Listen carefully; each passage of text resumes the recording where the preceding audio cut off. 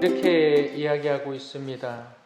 너희는 세상의 소금이다. 너희는 세상의 빛이다. 이렇게 이야기하고 있어요.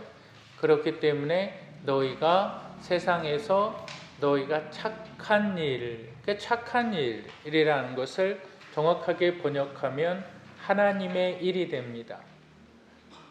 그 하나님의 일이라는 것이 선한 일이 되는 거죠. 그래서 내가 의지적으로 착한 일을, 나 좀 착하게 살아야 되겠다. 내가 의지로 결정을 해서 가난한 사람들을 돕고 내가 또 여러 사람들에게 있어서 좋은 일을 하는 것, 내 의지적으로 하는 것을 착한 일이라고 말하는 것이 아니라 하나님의 은혜를 깨달은 사람이, 하나님으로부터 오는 은혜를 깨달은 사람들이 이제 그 은혜를 세상을 향하여서 나눠주는 것, 그것이 착한 일, 그래서 God's work가 되는 거예요. 하나님의 일이 되는 겁니다. 하나님의 일들 가운데 가장 위대한 일을 우리는 선교라고 말합니다. 그러니까 선교라는 말이 그 미션이라는 말인데, 미션이라는 말은 보내다라는 뜻이에요. 그러니까 라틴어 미소에서 미션이라는 말이 나와요. 그러니까 보내다, 누구누구를 보내다, 이게 선교라는 거예요. 그래서 보냄을 받은 사람, 그러니까 미셔너리가 되는 거예요.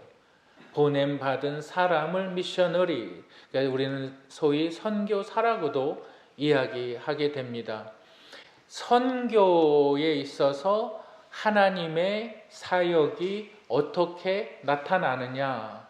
그러니까 우리는 기독교 신앙에 있어서 가장 뼈대, 근본을 이루는 것을 트리니티라고 말합니다. 삼위일체, 성부 하나님, 성자 예수 그리스도, 성령 하나님, 이 세 분을 향하여서 삼위일체, 우리의 예배를 받으시는 분은 삼위일체의 하나님께서 우리의 예배를 받으시는데, 그분들이 어떻게 삼위일체가 되느냐? 존재론적으로 삼위일체가 된다.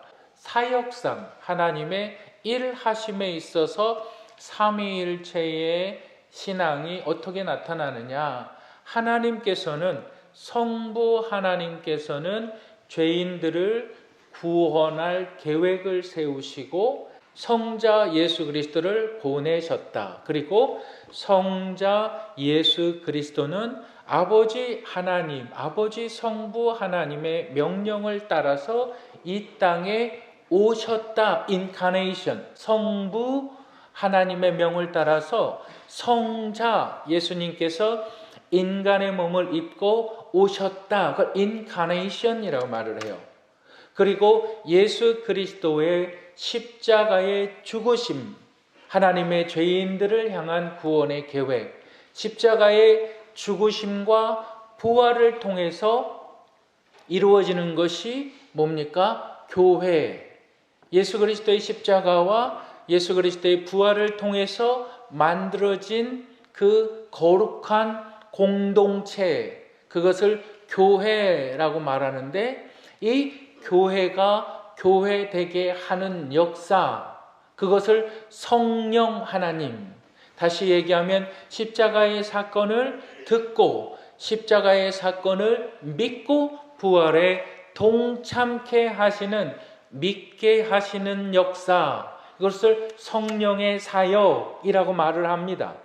그래서 구원을 이루시는 하나님의 사역은 성부 하나님이 계획하시고 성자 예수님의 완전한 희생을 통해서, 완전한 죽으심을 통해서, 완전하신 부활을 통해서 성령 하나님께서 죄인들을 구원하시는 하나님의 전적인 역사를 우리는 하나님의 선교라고 말을 하는 거예요. 하나님의 선교의 역사의 토대 위에서 교회는 세워진 것입니다. 하나님의 선교의 역사의 토대 위에서 예수 그리스도의 몸된 교회는 세워지는 거예요. 그래서 교회는 건물이 아니라 교회는 예수 그리스도를 믿고 따르는 사람들 각자 한 사람 한 사람 한 사람 한 사람이 교회인 것입니다. 교회는 건물이 아닙니다. 교회는 우리 자신입니다. 그래서 교회는 망하지 않는 거예요. 여러분, 교회가 건물이라고 생각하면 절대 안 됩니다. 교회 건물은 있다가도 없어지는 거예요. 그러나 예수 그리스도를 믿는 우리 각자의 신앙들은 결코 사라지지 않는다는 사실을 여러분들 믿으시기를 주님의 이름으로 축복합니다.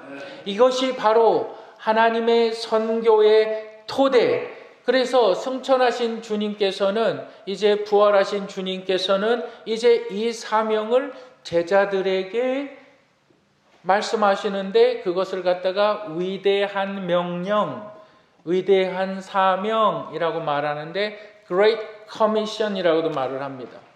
하나님의 놀라우신 위대한 사명, 그것이 제자들에게 위임되는 거예요. 우리 어디 가면 위임장 써보시지 않으셨습니까? 위임장. 여러분 동사무소나 주민센터나 이러한 곳에 가서 내가 인감증명을 다른 사람 거를 쓸 때 꼭 받아야 될 때 위임장 같은 거 쓰잖아요. 위임이라는 것은 뭘까요? 권한을 받는다는 거잖아요. 예수 그리스도께서 승천하시고 예수 그리스도께서 부활하시고 하늘에 오르실 때에 제자들을 향하여서 그러므로 너희는 가서 모든 족속으로 제자를 삼아 아버지와 성부 아버지와 아들과 성령의 이름으로 침례를 주고 내가 너희에게 분부한 모든 것을 가르쳐 지키게 하라. 내가 세상 끝날까지 너희와 항상 함께 하리라. 그걸 누구한테 맡기셨다는 거예요? 그 제자들에게. 또 그 제자들은 그 말씀을 통해서 선교적 사명을 이루어 나가는 거예요. 계속적으로. 그것이 우리 그리스도인들에게 있어서, 우리 성도들에게 있어서 선한 일, 그것이 착한 일이 된다는 사실을 여러분 믿으시길 바랍니다. 누구에게? 예수 그리스도의 십자가의 사건을 믿고 예수 그리스도의 부활에 동참하는 사람들에게, 예수의 생명이 있는 사람들에게. 우리 고린도후서 4장 10절부터 12절까지 한번 읽겠습니다. 고린도후서 4장 10절부터 12절까지 우리 다 같이 항상 읽겠습니다. 시작. 우리가 항상 예수의 죽음을 몸에 짊어지는 예수의 생명 또한 죽음에 나타나게 하려. 우리가 살아있는 자가 항상 예수를 위하여 죽음에 넘겨짐은 예수의 생명이 또한 우리 죽을.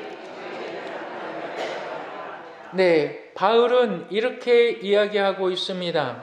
예수의 생명이 우리의 몸을 통해서 나타나야 된다. 그런데 우리 10절에 보면, 우리 10절을 한번 보여주시겠어요?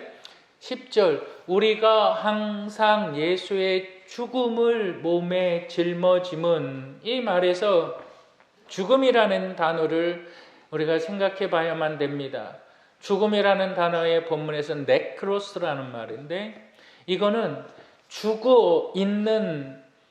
죽은 자를 말하는 것이 아니라 죽어감의 상태에 있는 사람을 말합니다. 내 몸의 상태가 점점 죽어가고 있는 상태를 나타내는 것이 네크로스라는 본문에서 쓰여진 단어의 말이에요. 그러니까 바울이 소망하는 것은 내가 하나님의 영광의 몸에 다다를 것이다. 내가 이제, 우리가 고린도후서 5장에 보면 사도 바울은 우리 육신을 갖다가 무엇에 비교하냐면 집으로 비교하고 있습니다. 그래서 우리의 육신의 집이 무너지면 점점 무너지게 됩니다. 우리의 육신이 무너지게 됩니다.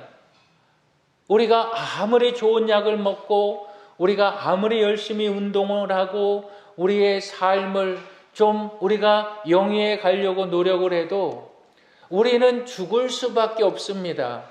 물론 죽어짐의 시간을 조금 연장할 수는 있겠죠. 다른 사람들보다 더 절제를 잘하고 내가 음식을 잘 먹고 내 몸을 잘 관리를 한다 그러면 우리는 조금 더 오래 살 수는 있겠지요. 그런데 지금 바울이 이야기하는 것은 이것입니다. 우리의 몸은 점점 무너지고 있다. 근데 그 무너짐이 소망으로 이어진다. 점점 무너짐이 하나님의 부활로 이어진다. 영원한 생명으로 이어진다.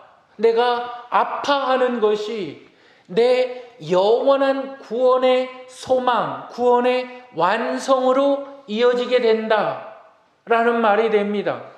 그렇기 때문에 지금 사도 바울이 얘기하는 것은 내가 육체적 고난과 육체적 연약함을 통해서 내 죽음을 통해서 내 구원은 완성되어지고 있다라는 말을 하고 있는 거예요.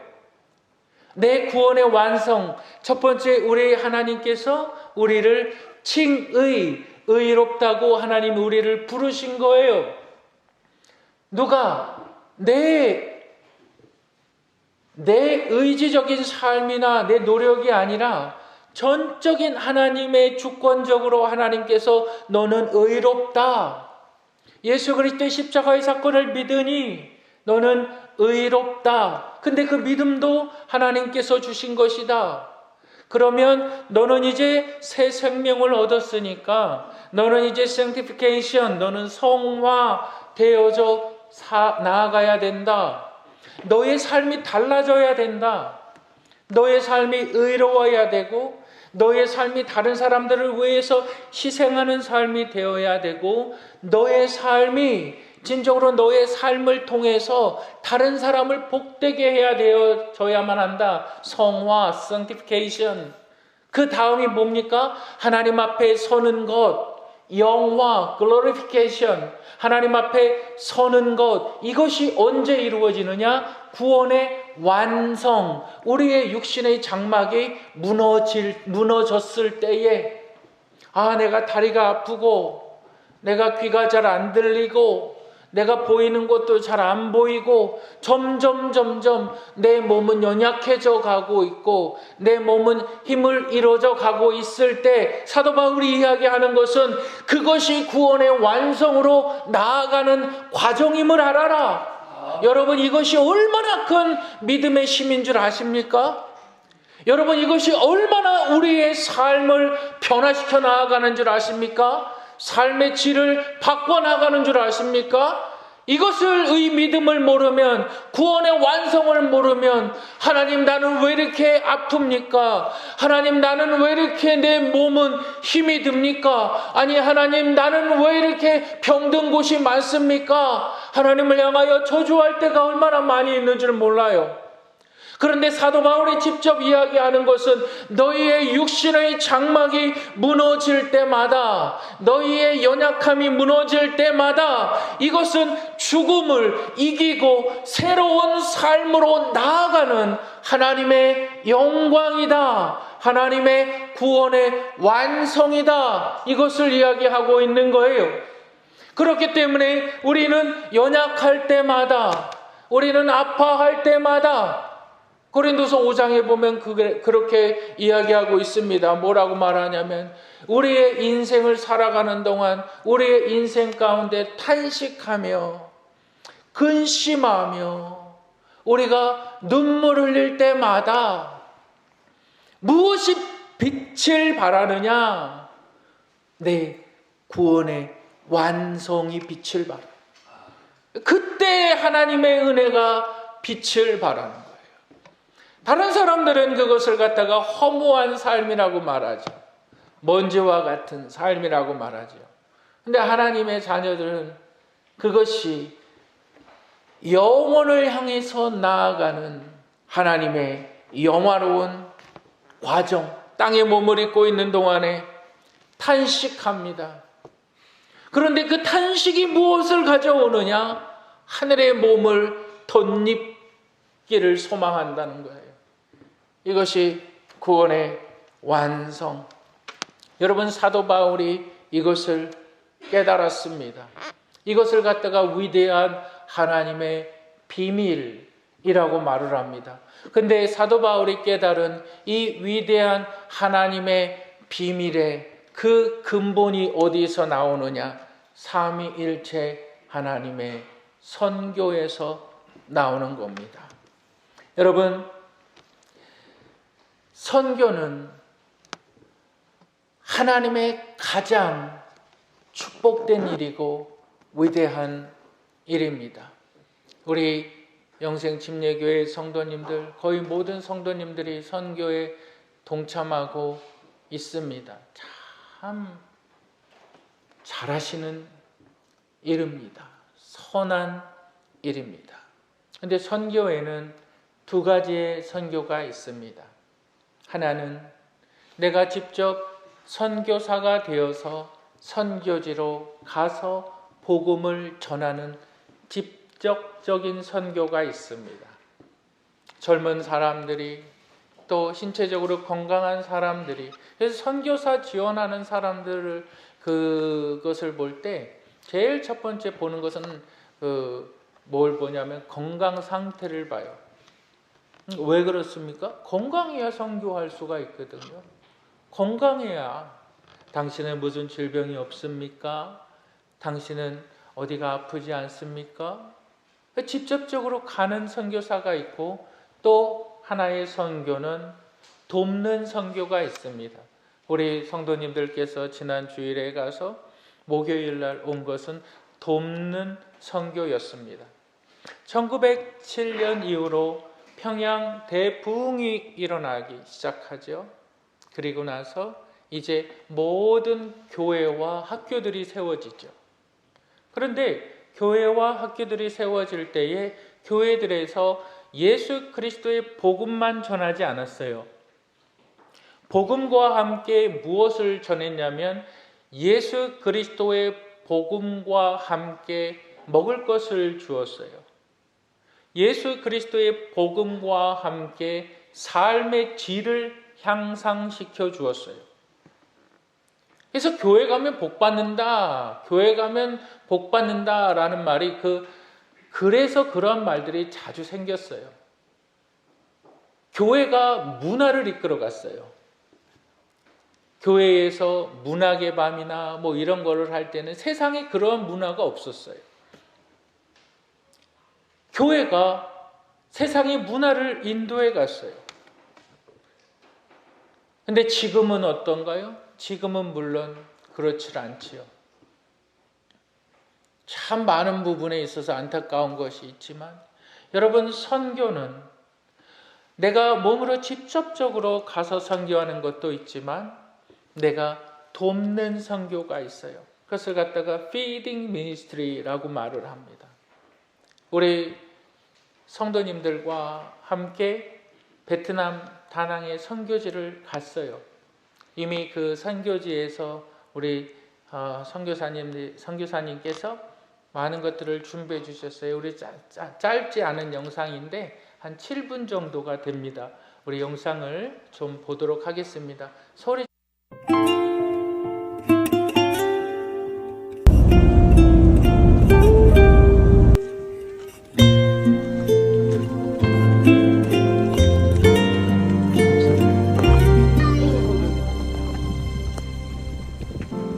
약할 때 강함 되시네 나의 보배가 되신 주 나의 모든 것 주 안에 있는 보물은 나는 포기할 수 없네 주 나의 모든 것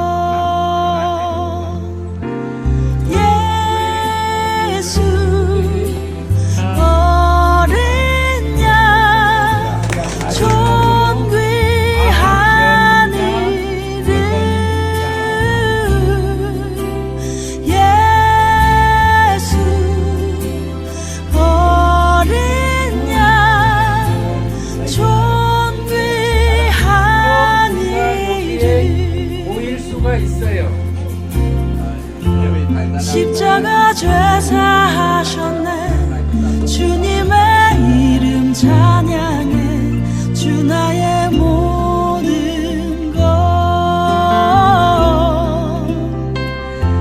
쓰러진 나를 세우고 나의 빈잔을 채우네. 주 나의 모든 것.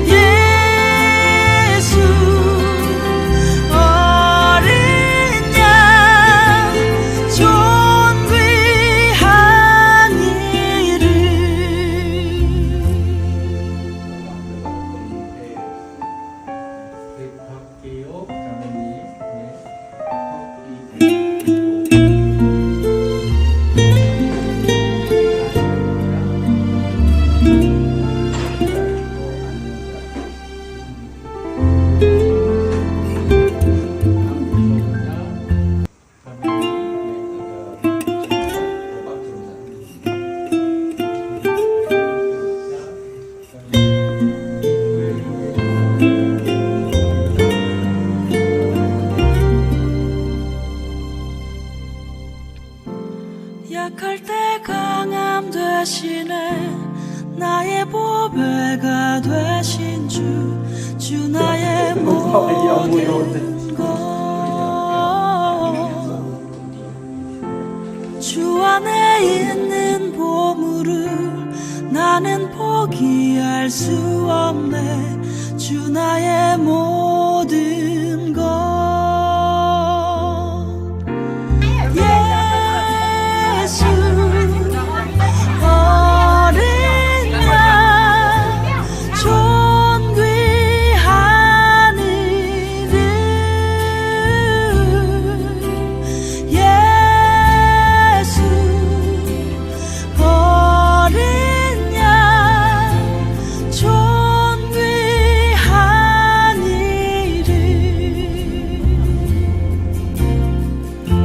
십자가 죄사하셨네. 주님의 이름 찬양해. 주 나의 모든 것. 쓰러진 나를 세우고 나의 빈잔을 채우네. 주 나의 모든 것.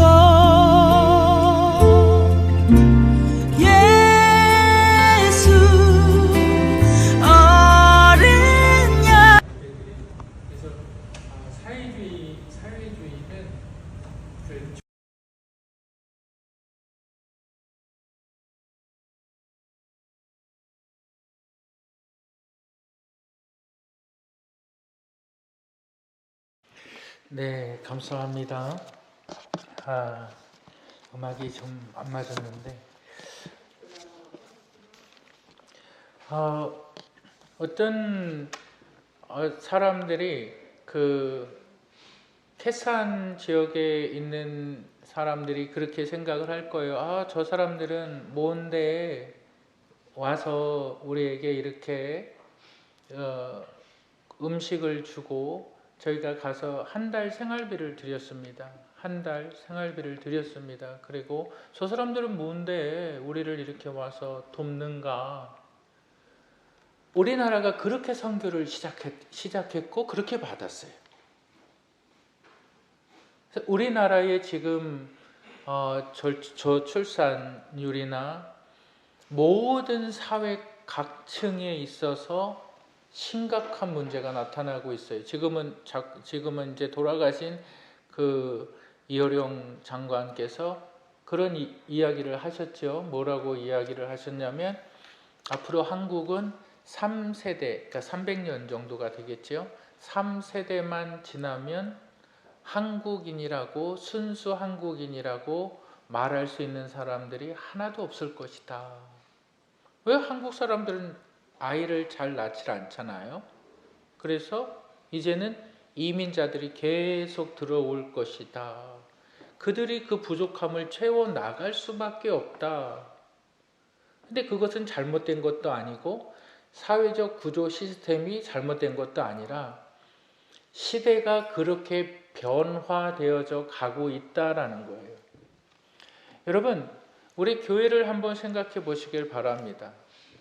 우리 교회를 생각해 보실 때에 저희 교회는 참 연로하신 분들이 많아요. 저의 가장 큰 기도의 제목이 그거예요. 하나님, 이 상태로 무너져야만 되는 것이 우리의 길입니까? 아니면은 하나님 어떠한 방법을 하나님 보여주시지 않겠습니까? 그래서 작년서부터 기도했던 것이 선교적 사명을 이루어 가자. 근데 그것은 하나님의 은혜 가운데 발견된 우리의 실천 사항입니다. 참 우리 귀한 우리 성도님들, 내가 이 일에 동참해서 정말 내 인생이 선한 일들을 만들어 나가서 구원의 완성. 나는 너를 위해서 십자가에 생명을 내어 주었는데 너는 나를 위해서 무엇을 하였느냐? 여러분, 성경의 하나님의 말씀을 어렵게 복잡하게 생각하지 마세요. 누가 하나님의 자녀냐? 요한복음 3장에 정확하게 예수님 말씀해 주고 계세요. 니고데모가 와서 뭐라고 얘기합니까? 선생님이여, 내가 어떻게 하여야 영생을 얻겠습니까? 질문은 정확하게 영생입니다. 여러분, 지옥이 있을까요? 없을까요? 지옥이 없다면 십자가는 무의미합니다. 내가 어떻게 하여야 영생을 얻겠습니까? 영생이라는 것은 모든 사람들이 부인할 수 없는 거예요. 그때 예수님께서 니고데모의 질문에 말씀을 하십니다. 어떤 사람이 사마리아 가운데 예루살렘으로 내려가다가 강도를 만났는데 제사장이 지나가고 레위인이 지나가고 사마리아인이 지나간다. 그를 도와준 사람이 누구냐? 누가 강도 만난 자의 이웃이냐? 질문이 뭐였습니까? 내가 어떻게 하여야 영생을 얻겠습니까? 예수님의 대답이 뭐예요? 누가 강도 만난 자의 이웃이냐? 내 의지적으로 선한 일을 하는 것이 아니라 하나님의 은혜를 깨달았으면 내가 하나님을 위해서 선함에 동참되어지는 일. 그렇기 때문에 믿음은 하나님을 아는 것이고, 믿음이라는 것은 우리가 다 주보에도 여러 번 이야기했지만 내가 하나님의 은혜를 내가 알고 머리로 끄덕끄덕하고 인정하고 믿습니다 하고 그걸로 끝이 아니라 너 행동해라.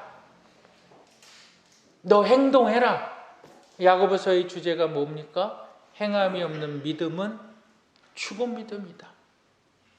여러분, 누가 하나님의 자녀입니까? 선한 일을 하는 자. 이 일에 동참하시는 저와 여러분들이 되시기를 주님의 이름으로 축복합니다. 이 일에 동참하여서 정말 여러분들의 나머지의 삶이 정말 영원한 생명의 삶이 되시기를 주님의 이름으로 축복합니다. 우리 함께 기도하시겠습니다.